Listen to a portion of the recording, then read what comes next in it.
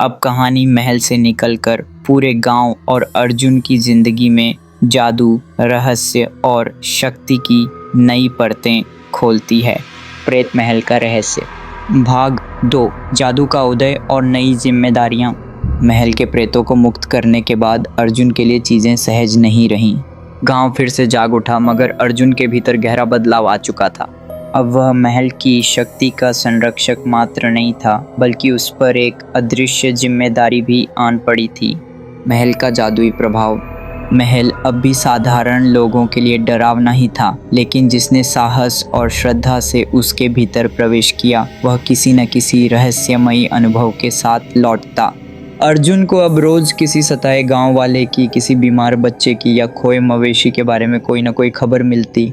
उसे एहसास हुआ उसकी साधना के बाद महल से जुड़ी कोई रहस्यमयी शक्ति अब उसके आसपास की चीज़ों पर असर डाल सकती थी। पहली इच्छा, बीमार बालक की शांति। एक रात अर्जुन के पास गांव का एक गरीब किसान दौड़ता हुआ आया। मेरा बेटा बहुत बीमार है अर्जुन। उसकी आंखें सफ़ेद हो गई हैं, वह बड़बड़ा रहा है अजीब अजीब बातें। डॉक्टर कहते हैं भूत प्रेत का साया है। अर्जुन उस बच्चे के पास गया, दीपक को जलाया और तांत्रिक माला हाथ में लेकर मंत्र जपने लगा। अचानक बच्चे की काया से एक काला धुआं बाहर निकला और जैसे ही वह दीपक की लौ से टकराया, गायब हो गया। बच्चा जाग उठा, माँ बाप के आंसू निकल आए। तू हमारा देवता है बेटा। महल की नई परीक्षा, सच्चाई या माया। कुछ ही दिनों में अर्जुन की शक्ति की खबर दूर दूर तक फैल गई थी। अब लोगों की आस और विश्वास अर्जुन की हिम्मत को निःशब्द मगर भारी बना रहे थे। उसकी नानी सतर्क करती, बेटा शक्ति बड़ाई नहीं, जिम्मेदारी है। अच्छे के लिए करो, मगर घमंड कभी मत पालना, नहीं तो शक्ति खुद विनाश बन जाती है। शक्तिशाली तांत्रिकों से मुकाबला। शहर से किसी पुरातन तांत्रिक संगठन को खबर मिली कि किसी पहाड़ी गांव में एक लड़के ने अद्वितीय शक्ति का राज पा लिया है। उनका प्रमुख महातांत्रिक वज्रकेतु अर्जुन की शक्ति को हथियाने के लिए अपने शिष्यों को लेकर मिरगांव पहुंच गया। उन्होंने गांव वालों को बहकाने, डराने और अर्जुन को बलपूर्वक बंदी बनाने की साजिशें रची। मगर धीरे धीरे गांव वाले हुनरमंद, संवेदनशील और निर्भीक बन चुके थे। अर्जुन, दीपक और तांत्रिक माला के साथ महल की छत पर बैठ गया और गांव वालों को संबोधित किया। हमने जो डर को हराया है, वही अब हमारी वास्तविक शक्ति है। डराओ मत, सीखो। खुद अपनी हिम्मत जगे तो दुनिया में कोई तांत्रिक या शैतान तुम्हें बांध नहीं सकता। महाबली तांत्रिक और महासंयम। एक रात वज्रकेतु स्वयं महल में आया, पूरी हवेली में गूंजता हुआ, बच्चे वह शक्ति मुझे दे दे, वरना तुझे भस्म कर दूंगा। अर्जुन ने शांति से दीपक की लौ को देखा, फिर तांत्रिक माला को पकड़ा और मंत्र बुदबुदाने लगा। अचानक पूरे महल में उजाला फैल गया, आंखें चौंकने लगीं, कमजोर तांत्रिक डर कर भागने लगे। वज्रकेतु डटा रहा, अगर तू इतना बड़ा शक्ति साधक है तो जवाब दे, जादू का असली अर्थ क्या है। अर्जुन ने आंखें मूंद लीं, माँ, नानी, गांव, दुख सुख सबका ध्यान मन में बिठाया और उत्तर दिया, शक्ति वह है जो डर को हराती है और जादू वह है जो हिम्मत को जन्म देता है। महल की दीवारें गूंजी, तांत्रिक के घृणा के मंत्र काले धुएं में बदल गए और जैसे ही वे दीपक के उजाले से टकराए, राख में बदल गए। महातांत्रिक बोला, तू शक्ति का असली अधिकारी है, मैं तेरा शिष्य बनना चाहूँगा। गांव का नया युग। अब मिरगांव कल्याण, साहस और सहयोग का प्रतीक बन गया। गांव के स्कूलों में बच्चों को कमज़ोर न बनने, भय का सामना करने और सच्चाई के साथ जीने का पाठ पढ़ाया जाने लगा। अर्जुन ने वज्रकेतु और उसकी शरण में आने वाले कई तांत्रिकों के साथ मिलकर महल के तहखाने को एक साधना कक्ष बना दिया। वहाँ खुद भी ध्यान करता, ज़रूरतमंदों की मदद करता, ज्योतिष और जड़ी बूटी के नए प्रयोग सीखता और दूसरों को भी सिखाता। धीरे धीरे उसकी साधना और जादू का विस्तार दूर जंगलों, शहरों, गांवों तक फैल गया। डर अब महल की दीवारों के बीच से निकलकर आत्मज्ञान में परिवर्तित हो गया था। खून का साया और अग्निविलय का द्वार। एक नई सुबह, मगर नए डर के साथ। मिरगांव के लोग सोच रहे थे कि अब उनका गांव महफूज है, मगर कुछ हफ्तों बाद पहाड़ की चोटियों के उस पार के गांवों में खौफ फैलने लगा। बच्चे गायब, गहरे जंगल से आती डरावनी चीखें और रात के तीसरे पहर लाल लाल आंखों वाले साए घूमते दिखाई देने लगे।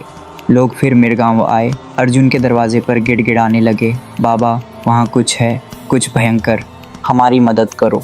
महल की खिड़की से अदृश्य इशारे। अर्जुन को उस रात सपना आया, एक लाल रंग की झील, उसके चारों ओर जलती हुई मशालें और झील के भीतर किसी अदृश्य शक्ति का हस्ताक्षर। मंत्रमुग्ध अर्जुन ने सुबह होते ही अपनी टोली जमा की। संघर्षरत गांव वाले, वज्रकेतु, कुछ साधक बच्चे और उसकी नन्ही बहन शगुन। काफी खोज और प्राचीन ग्रंथों के अध्ययन से अर्जुन को पता चला कि उस पहाड़ी जंगल के पीछे सदियों पहले एक अग्निवलय द्वार था, जो रक्त और बलि की काली विद्या का द्वार था। कहा जाता था वहां हर 7 पीढ़ी बाद प्राचीन पिशाच बलवंत की आत्मा जाग जाती है, जो निर्दोष बच्चों की आत्मा चुराकर फिर बोझिल दुनिया में आतंक ला सकती है। अर्जुन की टोली जलती मशालें और मंत्रों के साथ जल्द ही अंधकारमय जंगल में दाखिल हुई। रास्ता बेहद कठिन, पेड़ से बहती लालिमा, शुष्क पत्तों पर दोहरी परछाइयां और हर ओर डरावनी फुसफुसाहटें। अर्जुन दीपक और माला साथ लेकर सबको आगे बढ़ाता रहा। वज्रकेतु ने खास रक्षा मंत्रों का घेरा बना दिया। जैसे जैसे वो झील के पास पहुंचे, लाल झील के किनारे बच्चे निढाल अवस्था में पड़े मिले, सांस चलती मगर बिल्कुल बेहोश, मानो उनकी आत्मा कहीं और फंसी हो। शगुन की आंखें नम थीं। भैया, इन्हें बचाना होगा। मंत्रों की गूंज से पानी में भयानक लहरें उठीं और अचानक विशाल धुएं से बना बलवंत पिशाच प्रकट हुआ। उसकी आंखों से खून टपक रहा था। उसके हाथ में एक लोहे का त्रिशूल और सैकड़ों चिल्लाती आत्माएं उसके चारों ओर मंडरा रही थीं। बलवंत गरजते हुए बोला, जिसने मेरा द्वार जलाया उसकी मौत आएगी। अर्जुन, तेरी शक्ति अब मेरी कैद में है। अर्जुन ने दीपक उठाया, आवाज में उतार चढ़ाव लिए। तेरी शक्ति डर से आती है, हमारी असली शक्ति प्रेम, साहस और सच्चाई से। अंतिम युद्ध, मंत्र, भावना और बलिदान। बलवंत ने एक एक कर टोली के कई सदस्यों को अपनी परछाई में लपेटना चाहा, मगर अर्जुन ने तांत्रिक माला घुमाई, दीपक की लौ तेज की और अग्निवलय मंत्र का जाप शुरू किया।